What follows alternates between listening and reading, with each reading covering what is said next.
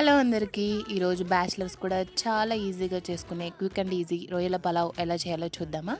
గిన్నెలో oil heat అయ్యాక పల్వా దినుసులు వేసుకొని, అవి హీట్ అయ్యాక ఆనియన్స్, టమాటో, మిర్చి, అల్లం వెల్లుల్లి పేస్ట్ వేసి అవి ఫ్రై అయ్యాక మనం సాల్ట్, పసుపు వేసుకొని ఉడకబెట్టుకున్న రొయ్యలు వేసి ఉప్పు, కారం, పసుపు వేసుకొని నేను ఇక్కడ ఎగ్స్ వేస్తున్నాను. మీరు వేసుకున్నా ఓకే, వేసుకోకపోయినా ఏం కాదు. నెక్స్ట్ గరం మసాలా వేసేసి వాష్ చేసి పెట్టుకున్న రైస్ వేసుకోవాలి.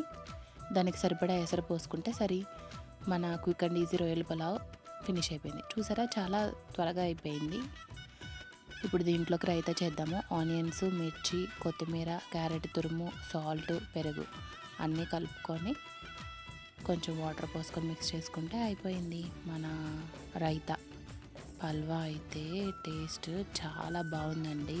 క్విక్గా అయిపోయింది అని ఈజీగా జడ్జ్ చేయకండి. ఒకసారి ట్రై చేసి చూడండి, చాలా బాగుంది.